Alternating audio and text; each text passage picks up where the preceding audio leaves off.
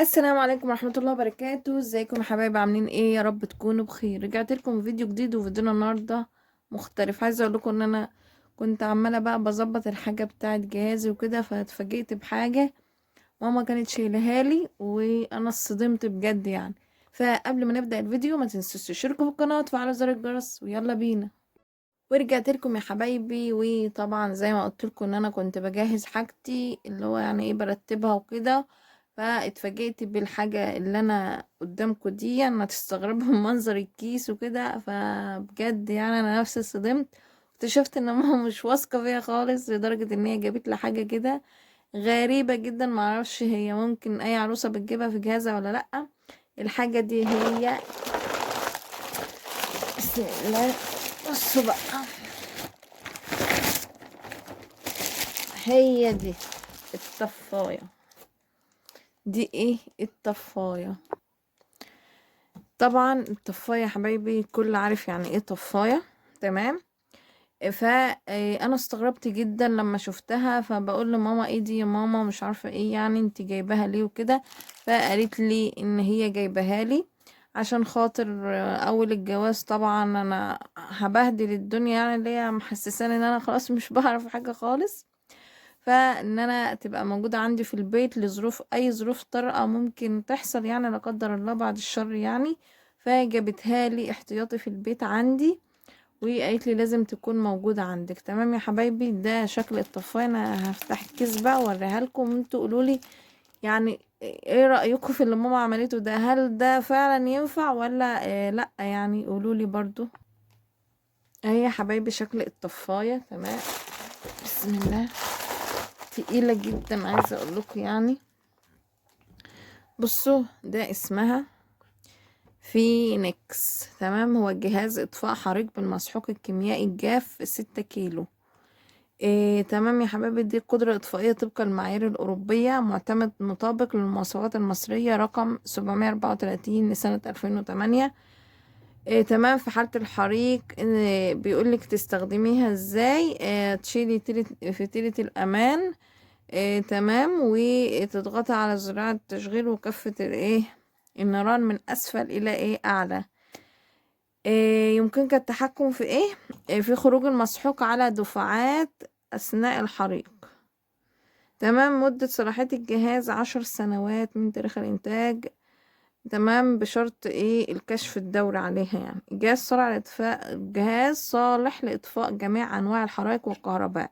فكرة الأمان اللي ايه، اللي هما كاتبينها دي، اللي بتتشال عشان خاطر ايه تستخدمي الجهاز. تمام يا حبايبي.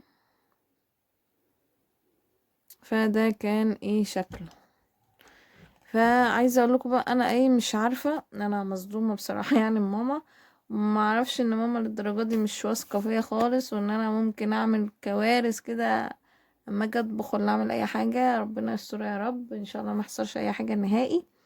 إيه القصه بقى يا حبايبي، ان انا مش عارفه هل فعلا العروسه بتاخد طفايه الحريق ولا ما بتاخدهاش. يعني انا مش عارفه. انا دلوقتي بقول لماما انا مش هينفع اخدها، ده حاجه غريبه جدا عمرها ما حصلت يعني. اخد ناخد طفايه حريق معايا في جهازي؟ لا، مش عارفه ايه. فهي قالت لي لا، انا اصلا شاريها لك مخصوص وعينها لك من فتره كبيره خالص، وشايلاها وحطاها كده في جنب. ان انت ايه، ان انت خلاص دي تبع حاجتك، وان انا جايبها لك وكده يعني. فانتوا يا حبايبي قولوا لي ايه رايكم في الكومنتات. اتمنى يعني تقولوا لي، وتقولوا لي انا اعمل ايه، اخدها فعلا ولا اسيبها عند ماما. برغم ان انا اصطدمت جدا، قلت لها مش هاخدها، وهي صممت ان انا اخدها. قالت لي لا، إيه لازم تاخديها معاكي شقتك يعني وكده. عينيها لو احتجتيها في اي وقت تبقى عندك، لان انا جايبها لك بالاسم.